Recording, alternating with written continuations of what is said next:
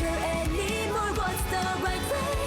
Can't you hear my voice? I know I must perform my choice, 'cause the broken days never come back. But sometimes I imagine we could have had.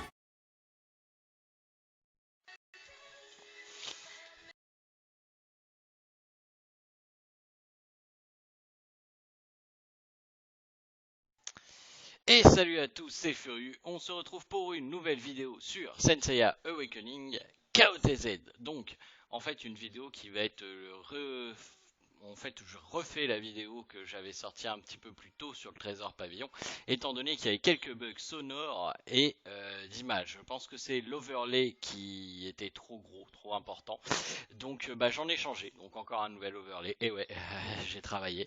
Donc voilà, donc normalement ça devrait être beaucoup mieux comme ça, l'overlay est beaucoup plus facile à supporter pour OBS, et l'autre il était magnifique, il est vrai qu'il était magnifique, mais un peu trop lourd.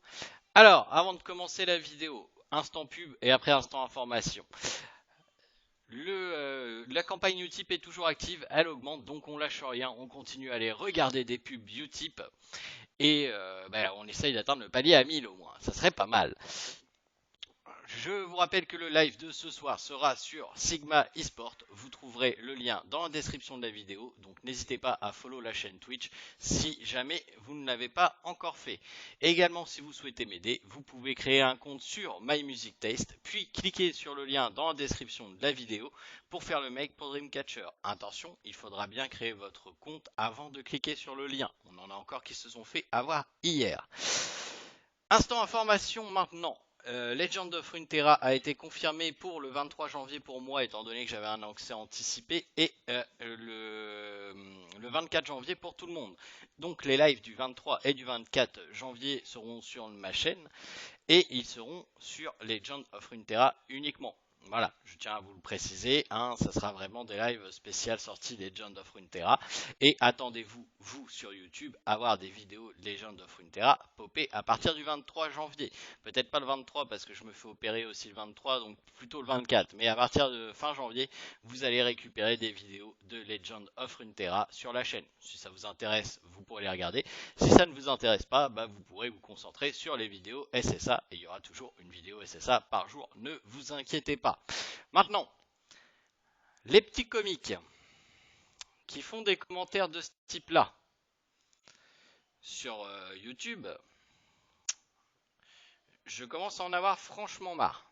Je vous le dis tout de suite, vous allez faire en sorte que les gens n'aient plus de réponse à leurs commentaires en faisant des commentaires de ce type-là.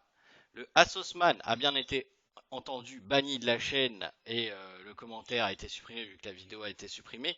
Mais c'est vraiment de la merde tes vidéos, jamais j'oserais poster un truc pareil. Déjà d'une, tu peux aller t'informer ailleurs, ça me fera des vacances. De deux, si c'est pour poster des trucs comme ça, trouvez-vous une vie, faites d'autres choses, j'en sais rien. Les problèmes techniques, ça arrive. Là, l'upload de YouTube n'a pas géré encore moins l'overlay que l'OBS, donc ça a créé des problèmes. Maintenant, on s'en est aperçu, on règle le souci. Le commentaire d'en dessus est un exemple bien plus intelligent de dire qu'il y a un problème plutôt que le commentaire d'au-dessus. Donc voilà, félicitations à Johan qui dit ça correctement, et à Sosman, ciao, bello, un de ces jours, va t'informer ailleurs, ça me fera des vacances. Donc évitez les commentaires comme ça, parce que je commence à en avoir ras-le-bol de devoir supprimer des commentaires tous les jours. Quand je regarderai plus les channels commentaires et que vous aurez une vraie question, après ça va pleurer parce que je réponds plus aux commentaires. À force de lire des trucs comme ça, j'en ai ras-le-bol. Donc voilà, faites attention à ce que vous faites, ça sera pas plus mal. Donc, le trésor pavillon, qu'est-ce que c'est? Le trésor pavillon, c'est en fait une sorte de haut fait qu'il y a déjà de présent dans plusieurs jeux, notamment dans les MMORPG, pour ceux qui sont habitués à jouer aux MMORPG. En fait, ça va vous demander d'atteindre divers objectifs pour débloquer une récompense, et cette récompense vous apportera des stats supplémentaires. Certaines stats seront uniquement pour le PvE, d'autres stats seront compris pour tous les modes, donc PvE et PvP. Donc oui, les joueurs PvP, vous n'allez pas y échapper, il va falloir passer par là. Alors, on va faire un tour d'horizon sur ce qu'il y a. Alors déjà, ceci ne sera pas disponible à la sortie, étant donné que c'est sur les hubs d'armure et qu'on les aura normalement, attention, je dis bien normalement, parce qu'on n'est pas à l'abri que les devs l'ajoutent plus tôt, on ne l'aura pas à la sortie du trésor pavillon. Alors, au niveau de ce mode-là, tous les stats ajoutés vont être pour tous les modes. Donc il faudra aller les chercher. Comment aller chercher les armures? Eh bien simplement en cliquant en bas à droite, vous allez avoir le menu quête qui va s'ouvrir et vous allez pouvoir regarder ce qu'il faut faire. Par exemple, Mu, il faudra atteindre le level 3 en amitié pour avoir l'armure de Mu et débloquer les stats liées à cette armure. Pour Aldébaran, il faudra le passer 5 stars. Ouais, ça c'est pas cool, je sais. Gemini Saga, augmenter ses skills. En gros, c'est toujours comme ça pour les persos. C'est soit un level d'amitié, soit des étoiles, soit des skills. Kaiolia s'est passé level 4 en amitié. Shaka s'est passé les skills 3 fois. Doko les skills 3 fois. Donc ça par exemple, vous voyez, ça je ne le ferai pas, étant donné que Doko, je n'ai pas ses skills x3. Et de toute façon, ça me sert à rien. Je dépenserai pas des skill tomes pour avoir un petit up de stats. Hein. Désolé, mais non, on attendra de leur looter. Augmenter l'amitié de Milos level 5, ça prend du temps. Alors vu pourquoi je fais cette vidéo, c'est aussi parce que le trésor pavillon risque d'arriver très très vite. Donc si vous n'avez pas commencé à farm l'amitié des personnages que vous voyez à l'écran, je vous conseille fortement de commencer à les farm. Parce que par exemple le Milo level 5, c'est assez long et il vaut mieux l'avoir déjà farmé quand ça va sortir. Parce que oui, une fois que ça va sortir, vous allez voir que tous les objectifs que vous avez déjà atteints, alors ça c'est concret, mais il y a des objectifs, c'est par exemple tirer 200 fois dans la fontaine, et bien à ce moment-là, vous allez déjà les avoir acquis. Il ne faudra pas tout recommencer. Vous allez les avoir acquis et ça va débloquer les récompenses automatiquement. Donc moi quand c'était sorti sur la SEA sur mon ancien compte, il avait fallu que je clique quasiment pendant 1 heure sur toutes les récompenses parce que j'avais un nombre de récompenses assez impressionnante. Shura, Camus, il faudra les monter 5 étoiles. Aphrodite, le monter 6 étoiles. Moi, c'est déjà fait, c'est cool. Poséidon, il faudra EP ses skills 4 fois. Krishna, faudra le mettre en 5 étoiles. Faudra farmer l'amitié de Canon, level 5. Et Sorrento, faudra le passer 5 étoiles. Les autres, c'est des A. Je pense que c'est assez facile de payer les skills des A. Par contre, bah voilà, vous avez compris. Aldébaran, Sorrento, Shura, Camus, les 4 qui sont inutiles, bah faudra les passer 5 étoiles. C'est triste, c'est pénible, mais il faudra le faire si on veut avoir les stats liés. Parce que regardez, voilà, concrètement, par exemple, si vous avez l'armure d'Aiolos, ça va débloquer 18 en P attaque, 72 de HP, plus 2 de PDF et plus 3 de CDF. Et tous ces buffs sont actifs dans tous les modes de jeu. Donc les déblocages d'armure, eux, sont actifs sur tous ces modes de jeu là. Donc même si vous n'êtes qu'un joueur PVP, il faudra quand même le faire pour avoir le maximum de stats bonus. Parce que vous allez le ressentir bien évidemment entre ceux qui auront débloqué la majorité des bonus et ceux qui n'auront pas commencé à débloquer les bonus. Donc il faut se préparer à ce trésor pavillon. Alors effectivement les skills à up, ça on peut pas s'y préparer. En revanche, farmer l'amitié, augmenter les persos 5 étoiles, ça c'est des choses que vous pouvez planifier de faire.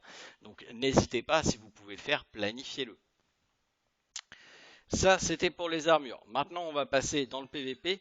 Dans le PVP déjà, les attributs bonus ne sont que pour le PVE.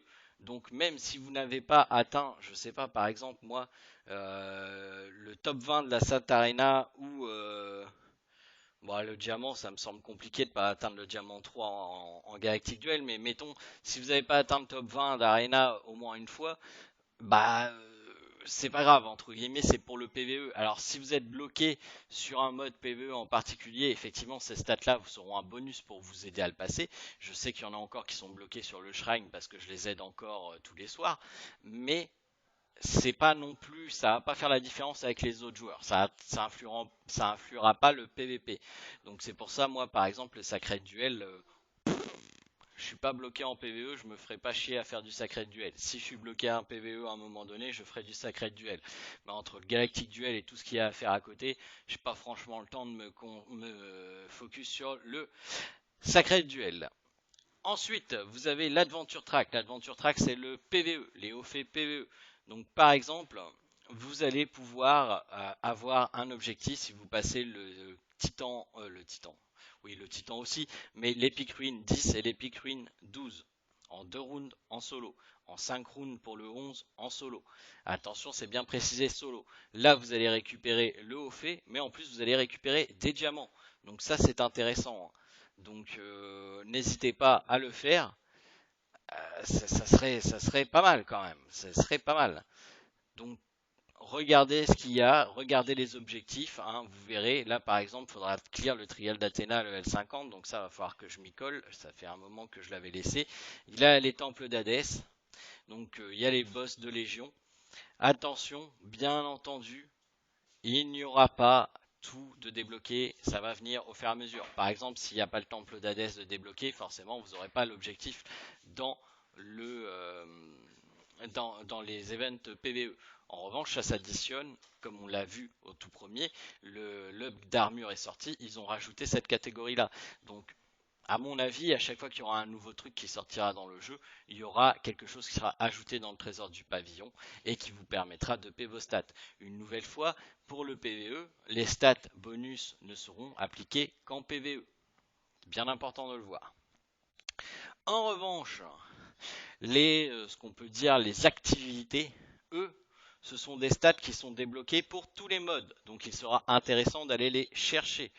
Alors vous avez de tout, hein. Vous avez des skins, vous avez les Galaxy Wish, vous avez les Train Ground, vous avez les envois de cœur, les Friends, les Parties with Friends, les Saint Unlock. C'est vraiment le truc entre guillemets collectionneur. C'est vraiment l'activité et la collection qui vont être récompensées, mais chaque haut fait va vous apporter un bonus en PVP et en PVE. Donc il sera important également d'en avoir le plus possible. Donc si mettons vous aviez des skins que vous n'aviez pas pris avec des coupons bleus, il faudra quand même penser à se dire ah mais là ouais, il faudrait peut-être que je le prenne pour avoir les bonus en plus. Parce que par exemple, si on regarde au niveau des skins, c'est laquelle les skins? C'est l'armoire.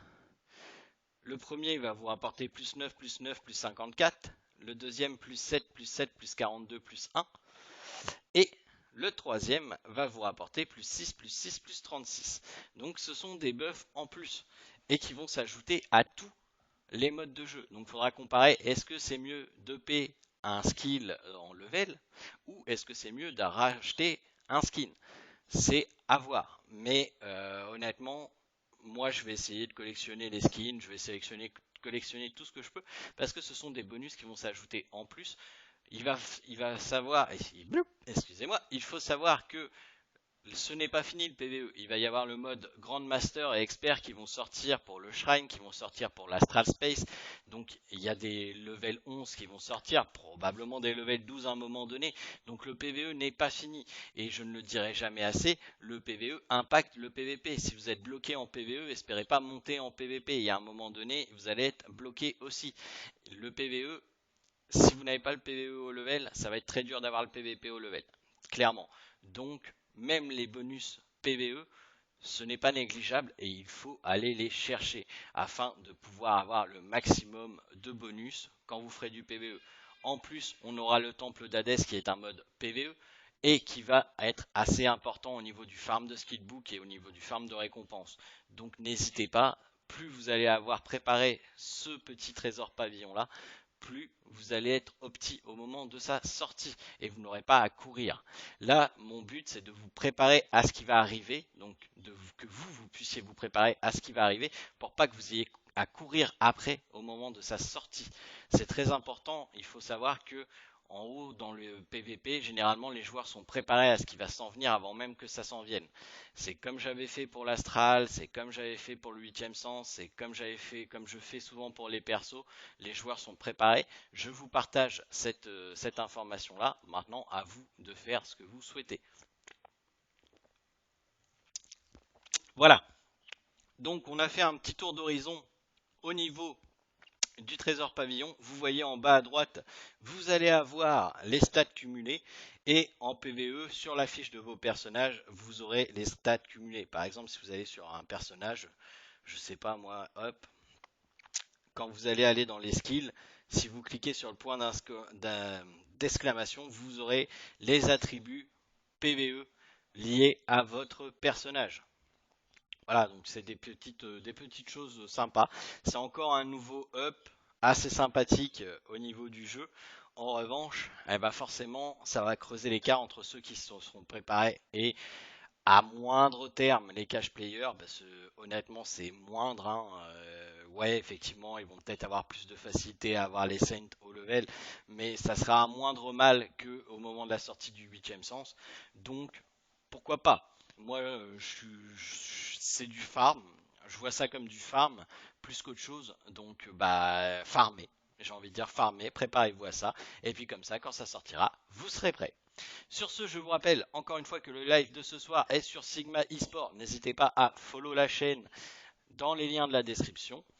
Et puis nous, sinon, on se retrouve demain pour une prochaine vidéo. Je vous rappelle que demain, il n'y aura pas de live, donc n'hésitez pas à venir ce soir si vous souhaitez passer. Je vous mettrai quand même mes matchs de Jamir que je ferai demain sur la phase qualification en rediffusion sur YouTube et également mes matchs de Galactic Duel en rediffusion sur YouTube ce soir. Je vous souhaite à tous de passer une excellente soirée et je vous dis à demain pour de prochaines aventures. Allez, salut!